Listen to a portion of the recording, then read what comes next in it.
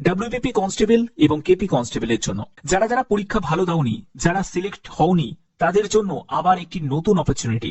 কারণ ডাব্লিউবিপি কনস্টেবলের নতুন বিজ্ঞপ্তি জারি হতে চলেছে একদম প্রমাণ সহ, এবং কেপি কনস্টেবলের নতুন বিজ্ঞপ্তি প্রকাশিত হবে।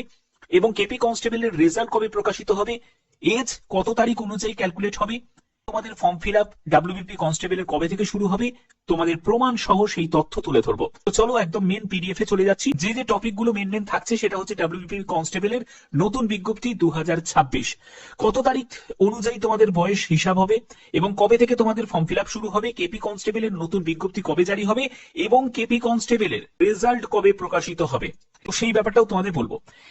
তো দেখো, তোমাদের কর্মসংস্থান পেপারে কিন্তু এই আপডেটটা কিন্তু দিয়েছে। দেখো কর্মসংস্থান পেপারে কি বলা হয়েছে দেখে নাও, যে 10ই জানুয়ারি 2026 স্যাটারডে করে তোমরা জানো পেপার রিলিজ হয়। তো এখানে বলছে যে রাজ্য পুলিশে 10,000 কনস্টেবলের বিজ্ঞপ্তি শীঘ্রই। তো এখানে তোমাদের আর কি কি বলা হয়, এখানে বলছে যে পশ্চিমবঙ্গ পুলিশ ও কলকাতা পুলিশ কনস্টেবল পদের নিয়োগ প্রক্রিয়া চলছে, ঠিক আছে। এবং নবান্ন সূত্রের খবর, পশ্চিমবঙ্গ পুলিশে আরো প্রায় 10,000 কনস্টেবল পদে ছেলে মেয়ে নেওয়া হতে পারে, এবং সবকিছু ঠিক থাকলে মার্চ মাস থেকে তোমাদের কনস্টেবল পদের দরখাস্ত নেওয়া শুরু হবে। তো যে তোমাদের মার্চ মাস থেকেই কিন্তু আবার নতুন ফর্ম ফিল আপ তোমাদের শুরু হয়ে যাবে।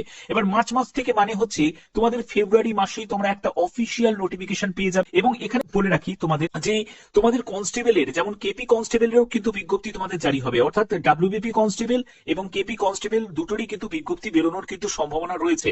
আমরা তো এই জায়গা থেকে কনফার্ম যে ডাব্লিউবিপি কনস্টেবলের বিজ্ঞপ্তি বেরোচ্ছেই, কিন্তু সঙ্গে তোমাদের একটা কনফিউশন থাকতে পারে কেপি কনস্টেবলের কি আপডেট আছে, কেপি কনস্টেবলের কি বিজ্ঞপ্তি বেরোবে। হ্যাঁ, কেপি কনস্টেবলেরও তোমাদের নতুন বিজ্ঞপ্তি কিন্তু বেরোবে, ঠিক আছে।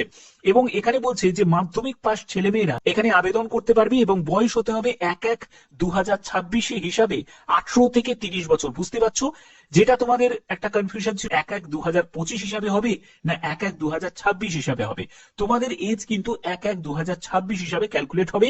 এখানে তপশিলি জাতি যারা আছো তারা 5 বছর ছাড় পাবে, ওবিসিরা বয়সে 3 বছর ছাড় পাবে। এছাড়া যারা তোমরা সিভিক ভলেন্টিয়ার, এদের কিন্তু যেরকম রিল্যাক্সেশন থাকে সেরকম তোমাদের রিল্যাক্সেশন থাকবে। তো এই জায়গাটা থেকে তোমাদের একদম ক্লিয়ার যে তোমাদের ডাব্লিউবিপি কনস্টেবলের নতুন বিজ্ঞপ্তি জারি হচ্ছে।